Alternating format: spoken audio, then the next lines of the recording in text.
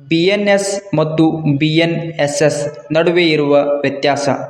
BNS ಅಂದರೆ ಭಾರತೀಯ ನ್ಯಾಯ ಸಂಹಿತೆ. ಇದು ಯಾವ ಕೆಲಸ ಅಪರಾಧ ಆಗುತ್ತದೆ, ಆ ಅಪರಾಧಕ್ಕೆ ಯಾವ ಶಿಕ್ಷೆ ಇರುತ್ತದೆ, ಎಷ್ಟು ವರ್ಷ ಜೈಲು ಶಿಕ್ಷೆ ಇರುತ್ತದೆ, ಎಷ್ಟು ದಂಡ ವಿಧಿಸಲಾಗುತ್ತದೆ ಎಂಬುದನ್ನು ತಿಳಿಸುತ್ತದೆ.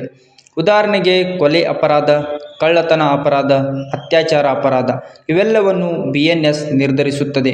ಸರಳ ಭಾಷೆಯಲ್ಲಿ ಹೇಳುವುದಾದರೆ ಯಾವುದು ಅಪರಾಧ ಮತ್ತು ಅದಕ್ಕೆ ಯಾವ ಶಿಕ್ಷೆ ಎಂಬುದನ್ನು BNS ಹೇಳುತ್ತದೆ.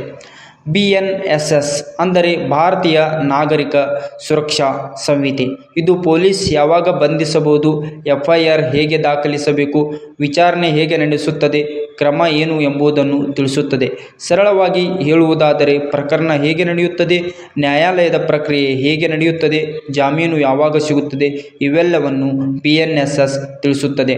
ಹೀಗಾಗಿ ಯಾರಾದರೂ BNS ಮತ್ತು BNSS ನಡುವಿನ ವ್ಯತ್ಯಾಸ ಏನು ಎಂದು ಕೇಳಿದರೆ ಸರಳವಾಗಿ ಹೇಳಬೇಕು. BNS ಅಪರಾಧ ಮತ್ತು ಶಿಕ್ಷೆ ಬಗ್ಗೆ ಹೇಳುತ್ತದೆ. BNSS ಪ್ರಕರಣ ಪ್ರಕ್ರಿಯೆ ಮತ್ತು ವಿಚಾರಣೆ ಬಗ್ಗೆ ಹೇಳುತ್ತದೆ.